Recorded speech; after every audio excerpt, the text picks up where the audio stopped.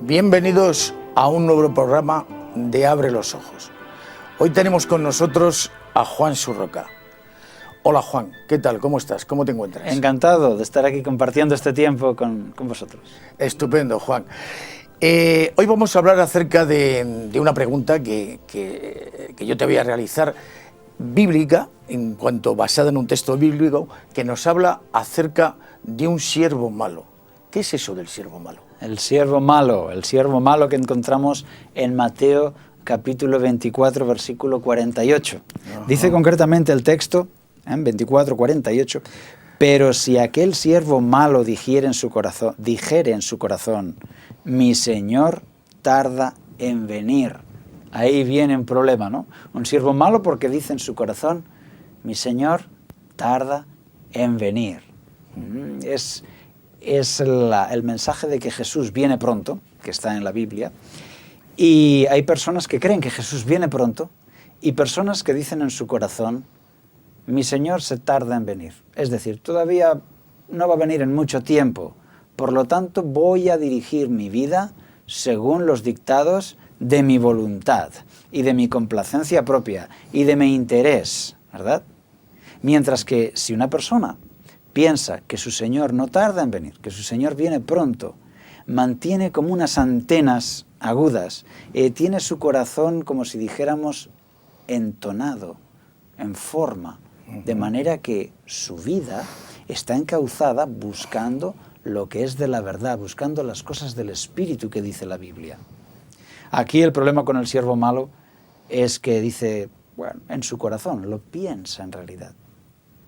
Porque decir en el corazón, su corazón, quiere decir que no lo dice verbalmente, sino que él simplemente piensa, mi Señor tarda en venir, no va a venir mi Señor en muchos años, no voy a tener que rendir cuentas, y ahí es cuando baja la guardia y empieza a actuar egoístamente. Es un mecanismo psicológico que todos los seres humanos tenemos, ¿verdad? Claro. Hace no mucho yo estaba en un aeropuerto y tuve que pagar el sobrepeso de una maleta, ese pequeño carry-on, la pequeña maleta que puedes llevar en cabina. Es verdad que en los papeles ya decía no más de 10 kilos para llevar en cabina. Bueno, pues yo facturé mi maleta, pero en esa maletita de mano, pues había más de 10 kilos. Yo ya lo sabía, pero yo miraba a mi alrededor y pensaba, este pasajero pesa 30 kilos más que yo. Pues porque yo me pase un poquito con mi maletita de mano, claro. No voy a hundir la compañía, por supuesto, claro, esto no tiene importancia. Así es que me salté la norma y para mi sorpresa habían cambiado el sistema y ahora cuando tú pones la maletita ahí para ver si tiene el tamaño reglamentario, hay también una báscula. Entonces cuando tú la pones ahí, marca 11 kilos y medio. A pagar recargo. Y cuando yo estaba ahí en la fila y vi que ahí había una báscula, pensé, ahora sí que me van a pillar, ¿verdad? Claro. Porque el ser humano tiene esa tendencia, ¿no? A saltarse la regla. Esto que tiene tan poca importancia en un sobrepeso en un aeropuerto, si nosotros lo tomamos como una ilustración de la vida misma, de jugar limpio o jugar sucio con la vida en las cosas importantes, ¿verdad? Pues ahí vemos la importancia de este texto. Quiere decirse, Juan, que verdaderamente lo que no tenemos que dar paso es a un pensamiento, al pensamiento de pensar que el Señor se tarda en venir. No dar paso a ese pensamiento, sino que estar en guardia. Así y es. Pensar que el Señor podría venir en cualquier momento, como verdaderamente las Sagradas Escrituras lo dicen, ¿no? Así que nadie sabe ni el día ni la hora, y la hora puede ser en estos momentos que yo estoy hablando contigo. Así es. Entonces no dar paso efectivamente a ese pensamiento. Miguel, y te voy a pedir que leas, por favor, el relato para que veamos toda la historia. Es Mateo capítulo 24, del versículo 45 al 51. Muy bien. Dice lo siguiente: ¿Quién pues es el siervo fiel y prudente a quien su señor puso sobre su familia para que le dé el alimento a tiempo? Dichoso aquel siervo a quien cuando su señor vuelva lo encuentre haciendo así. Os aseguro que lo pondrá sobre todos sus bienes. Pero si aquel siervo fuera malo y dijera en su corazón, mi señor se tarda en venir, y empezara a herir a sus consiervos y a comer y beber con los borrachos, vendrá el señor de aquel siervo en el día que no espera, a la hora que no sabe. Lo castigará y lo pondrá con los hipócritas. Allí será el llanto y el crujir de dientes. Así es, esa es la historia completa, ¿verdad?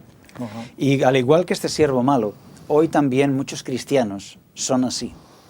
Dicen en su corazón, mi Señor se tarda en venir. Por lo tanto, yo voy a hacer mi vida. Si he de dar algún codazo aquí y allá, lo doy y me abro camino. Quiere decirse verdad, pero ¿es cierto que el Señor se tarda en venir? ¿Es correcto? O sea, podríamos decir, ¿es correcto esta frase? ¿El Señor tarda en venir? Muy buena pregunta, José Miguel, porque mira, se está predicando que Cristo viene pronto desde hace mucho tiempo. Entonces, ¿qué está pasando? Muchos dicen, mi Señor tarda en venir. Dice la Escritura, la Biblia, que Dios no se está retrasando, al contrario, sino que somos nosotros los que estamos retrasando la venida de Jesús. En Apocalipsis capítulo 7 se dice claramente que se frenen esos vientos de destrucción hasta que hayan sido sellados en sus frentes los justos. Podemos verlo en Apocalipsis capítulo 7. En Apocalipsis capítulo 7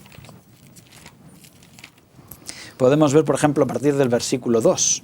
Apocalipsis 7, 2. Dice así, vi también a otro ángel que subía de donde sale el sol y tenía el sello del Dios vivo y clamó a gran voz a los 4 ángeles a quienes se les había dado el poder de hacer daño a la tierra, diciendo, no hagáis daño a la tierra, ni al mar, ni a los árboles, hasta que hayamos sellado en sus frentes a los siervos de nuestro Dios. Es decir, no tienen permiso para destruir, ¿no? Para que llegue el fin de este mundo y la venida de Jesús. No tienen permiso hasta que hayan sido sellados en sus frentes los siervos de nuestro Dios. Claro, para ser sellado en la frente, una persona tiene que ser completamente propiedad de Dios. Tiene que ser completamente de su propiedad para que Dios ponga su sello en ella, ¿verdad? Yo he puesto mi sello en esta Biblia porque es solamente mía. Si fuera una Biblia propiedad de 20 personas, pues yo no podría poner mi sello en ella, porque no es totalmente mía, ¿verdad? Y así también Dios necesita poner su sello en nosotros, y cuando ya tenga los suyos sellados, dice la Biblia, que entonces viene a buscarlos. Muy interesante lo que nos estás diciendo. Hay algunas preguntas, alguna pregunta que quizá algunas personas se pueden hacer o se pueden estar haciendo, que el Señor dijo, he aquí que yo vengo en breve. Pero claro, esto lo dijo hace 2000 años. Entonces, claro, la palabra breve, comparado con 2000 años, parece como si no concordara mucho, ¿no? ¿Por qué diría el Señor, vengo en breve, si han pasado ya 2000 años? Exactamente. Pues la respuesta es muy sencilla. Tú sabes que Jesús, por amor a nosotros, no nos dice todas las cosas que Él sabe. Como Él dijo, en el Evangelio está escrito, hay muchas más cosas que os podría decir, pero no las podéis llevar, es decir, no las podemos llevar. Él sabía que si hace 2000 años decía, pues no vendré hasta que pasen 2000 años, pues eso no iba a tener un buen efecto en ellos, iba a tener el efecto ese del siervo malo. Claro. Mi Señor se tarda en venir, voy a vivir mi vida, ¿verdad?, sin preocuparme demasiado. Jesús quiere que sus seguidores tengan la sensación de que Él viene pronto, quiere que conserven esa sana tensión de que Cristo viene pronto, quiere que tengan esa esperanza, ¿verdad?, de ver algo cercano. Es por eso que no dijo que iba a tardar 2000 años, ¿verdad? Porque hay algunas cosas que no podemos llevar. Claro, es que incluso tú fíjate que hay una frase también, unas frases bíblicas, en cuanto a que el Señor comentaba que había una serie de señales que iban a predecir su venida. Cuando estas señales se cumplan, sabréis que el tiempo está cerca. Sí. Incluso llegó a decir, no pasará esta generación hasta que todo esto se ha cumplido, hasta que todo esto se ha hecho. Entonces, ¿a qué generación se refería? Porque claro, la sensación que da es que estaba hablando de aquella generación. Aquella generación pasó y no ha ocurrido nada. ¿A qué generación se refería? ¿Qué podría querer decir el Señor en cuanto a este tema? Pues este tema es muy interesante, porque está este texto en Mateo 24, ¿verdad? En Mateo 24, versículo 34. De cierto os digo que no pasará esta generación hasta que todo esto acontezca. Exacto. Y alguien puede decir, bueno, ha pasado más de una generación. Claro. De la forma que ellos hablaban, una generación se puede calcular en unos 40 años, más o menos, para entendernos. Cada 40 años hablaríamos de una diferente generación. Ahora bien, Jesús ha tardado pues más de 19 siglos desde que dijo esto. Aquí, en Mateo 24, de lo que está hablando es de dos cosas al mismo tiempo. Todos aquellos que puedan verlo en sus casas, en el Mateo capítulo 24, Jesús está hablando de la destrucción inminente de Jerusalén y de su segunda venida y el fin del mundo, ¿verdad? Él le ha dicho ya desde el versículo 1 al 3, le han dicho sus discípulos, mira este templo impresionante. Y una vez en secreto, una vez ya en intimidad con sus discípulos, Él les ha dicho, no quedará piedra sobre piedra de este templo. Y entonces le preguntan, ¿qué señal habrá de esto? ¿Y qué señal habrá de tu venida y del fin del mundo? ¿Cuándo pasarán estas cosas?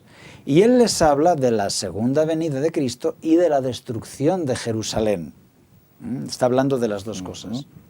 Y entonces dice, no pasará esta generación sin que todo esto se haya cumplido.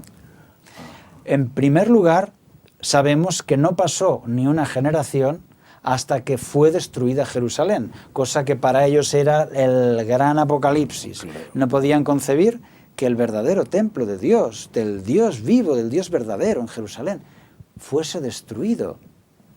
Y que la misma ciudad de Jerusalén fuese destruida, ciudad que tenía todas esas promesas de eternidad y de gloria, ¿verdad? Sin embargo, Jesús, antes de que pasaran 40 años, concretamente en el año 70 después de Cristo, en el año 70 Jerusalén fue destruida por el ejército romano. Es decir, no había pasado ni una generación, no había pasado esa generación y ya se cumplió esa predicción, esa profecía. Jerusalén fue destruida y el templo completamente destruido también. Algunas personas, estudiando este texto, han visto otra forma de interpretarlo.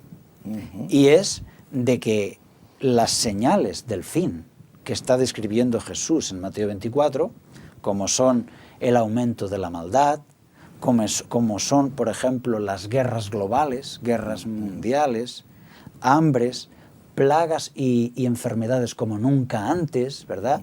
Piensa que el cáncer ya está afectando a 1 de cada 3 personas en los países ricos, a 1 de cada 3. Esto sí es una plaga, esto nunca había sido así, ¿verdad?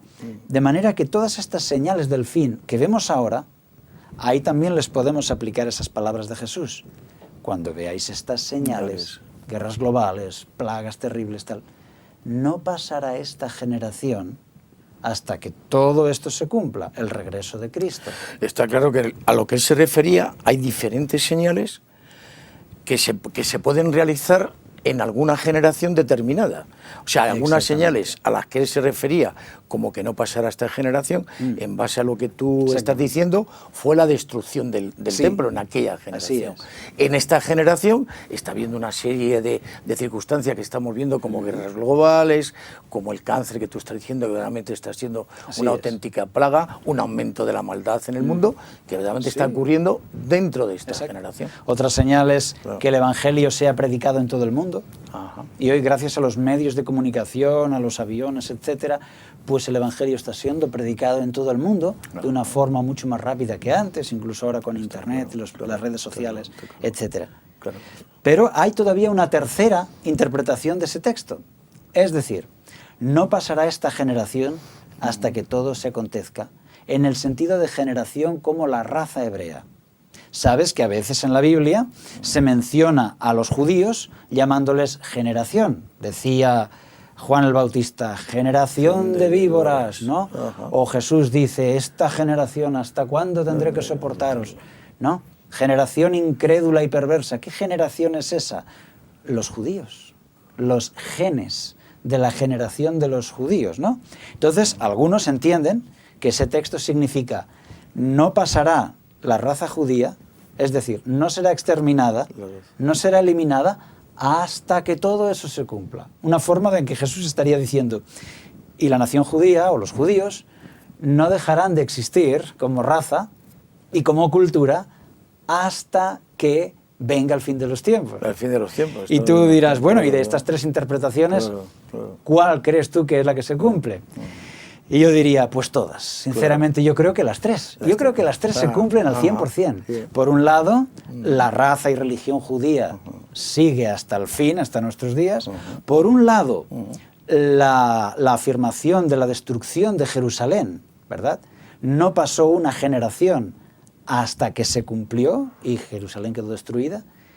Y la más importante, en el tiempo del fin, desde que se vean estas señales que describe Jesús como del tiempo del fin, hasta que Cristo venga no pasará esa generación. Yo creo que las tres se cumplen, por lo tanto creo que es unas palabras de Jesús geniales y divinas, con un mensaje plural, profundo y verdadero en todos sus aspectos. Esto quiere decir entonces, si volvemos al principio de esta charla, en cuanto a que debemos de estar en guardia y no pensar efectivamente en ese posible retraso, porque el retraso verdaderamente no está habiendo. Ese retraso no está existiendo. Están existiendo una serie de señales que nos están anunciando que la venida de nuestro Señor está cerca. Porque verdaderamente no podemos decir que el Señor se esté retrasando. ¿O sí podemos decirlo, Juan? Bueno, el Señor no se está retrasando, porque Él es todopoderoso y es omnisapiente, por lo tanto no se retrasa. Pero es verdad que en su gracia decide poner más tiempo de gracia porque su pueblo se retrasa en su santificación, en estar listo, en ser completamente propiedad de Él. Dicho de otra forma, Él no se retrasa, pero su iglesia se retrasa. Por lo tanto, le retrasamos a Él. Dicho de otra forma, alguien dirá, Señor, a ver cuándo vas a venir.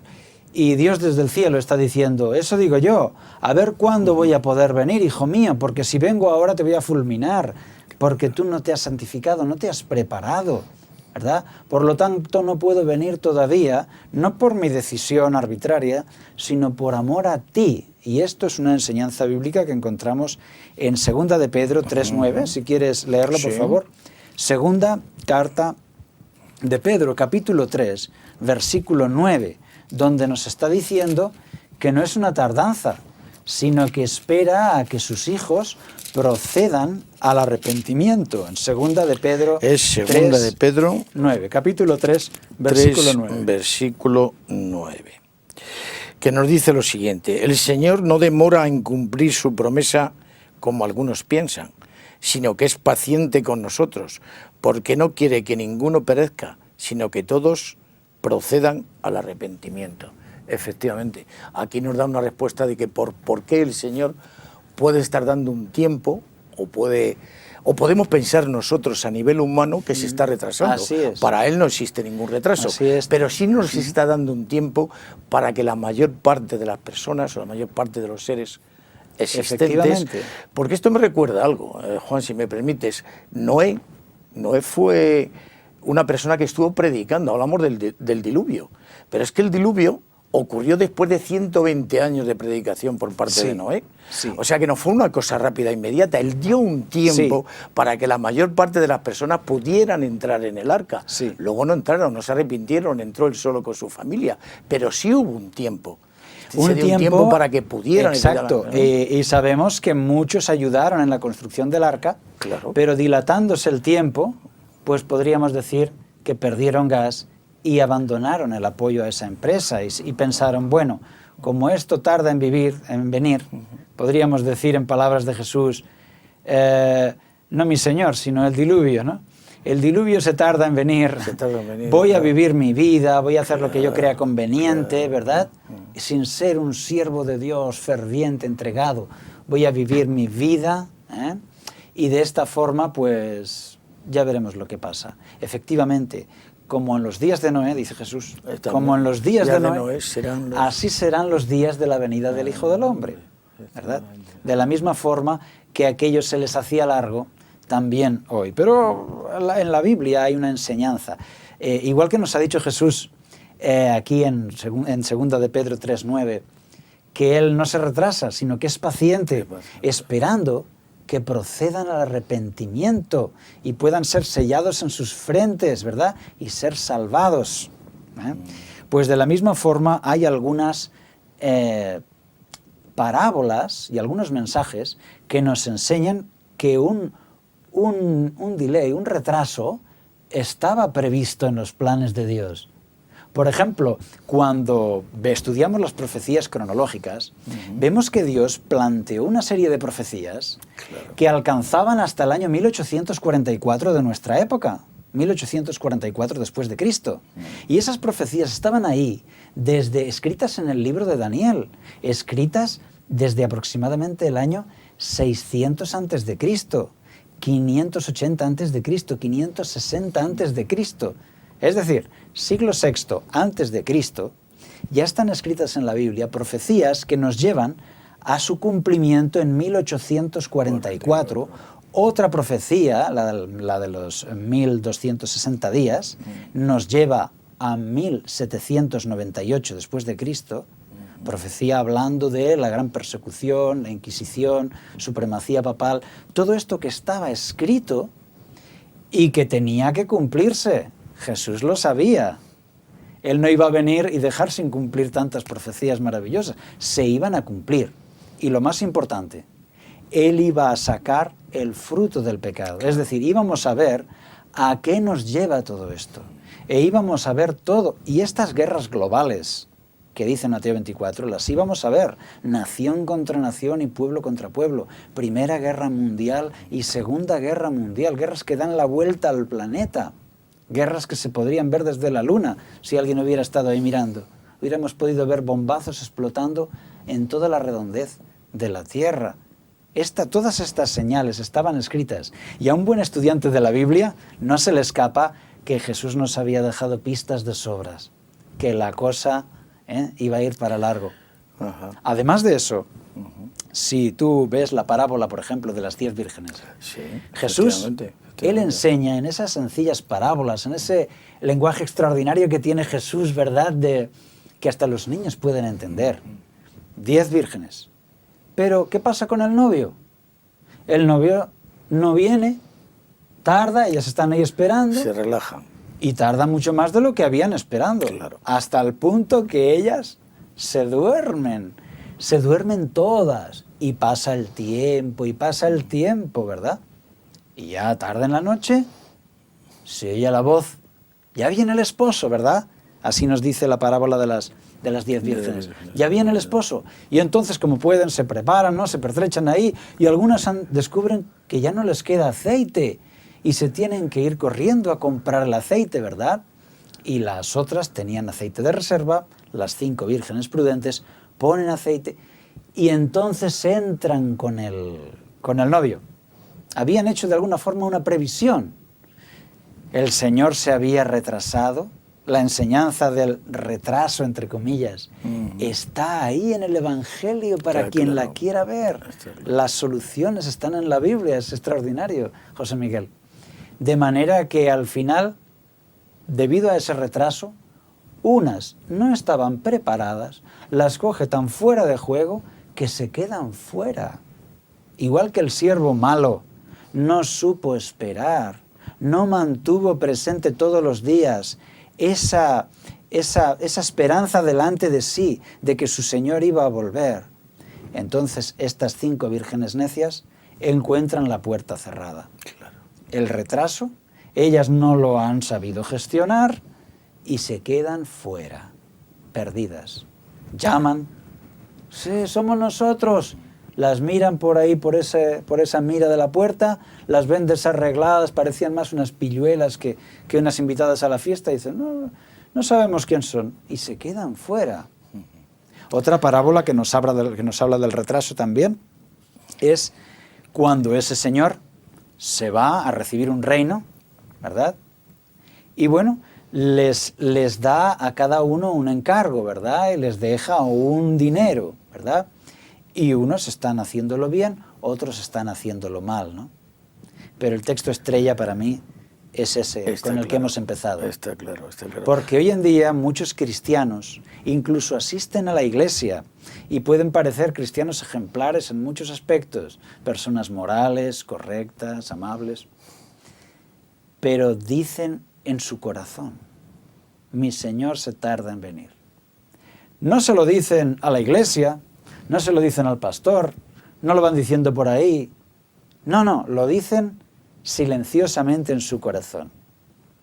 Es decir, toman la decisión de decir, Cristo todavía va a tardar, yo tengo tiempo para vivir mi vida, no con un cristianismo intenso, sino tibio, ¿verdad? Voy a ser un tibio. Y entonces deciden ser un tibio. Ni totalmente caliente, como el que espera que Cristo viene pronto, ni totalmente frío, como aquel que deja la iglesia y vive como un ateo. No, tibio. Y no hay nadie más triste que el tibio. El tibio es la persona más triste de este mundo. ¿Por qué? Porque cuando está en el mundo, sabe que no está en el lugar correcto porque parte de su corazón está con el Evangelio, está con el Señor, de manera que no disfruta bien en el mundo. Pero cuando está en la iglesia y en las cosas del Señor, tampoco disfruta totalmente porque parte de él está en el mundo, porque no quiere entregarse completamente, ¿verdad? Y está con los demás, pero quiere dejar una patita fuera. Quiere que parte de su vida no esté regida por el Señor, sino por sí mismo. Ese es el siervo malo que piensa en su corazón, mi Señor se tarda en venir. La Iglesia Adventista del Séptimo Día ya en su nombre lleva este mensaje, Iglesia Adventista, que predica que Cristo viene y viene pronto. Y se ha destacado por predicar, ¿no?, en el pasado y ahora en el presente, que Cristo viene pronto. Hemos visto cumplir todas estas señales de Mateo 24 y hemos visto cumplir las profecías que estaban anunciadas y podemos decir, como dice Pablo en Hebreos, vamos a leer el último texto, Hebreos capítulo 10, voy a leerlo aquí, Hebreos capítulo 10, versículo 37, que podría ser el resumen de todo lo que hemos dicho. Porque aún un poquito y el que ha de venir vendrá y no tardará, mas el justo vivirá por la fe. Así que yo les diría a todos nuestros espectadores que pongan su vida en orden y que estén listos para que cualquier día en que llegue Jesús, no importa cuándo, pues ellos estén preparados, listos, viviendo con el Señor. Muchas gracias, Juan. Te agradecemos mucho tus interesantes palabras que nos han servido a todos seguro para una mayor edificación y un mayor conocimiento de la palabra de Dios y tener una esperanza de que nuestro Salvador en su momento, porque Él siempre tiene sus momentos, va a llegar aquí y nos va a redimir a todos. Gracias, Juan. Hasta el próximo programa. Hasta pronto.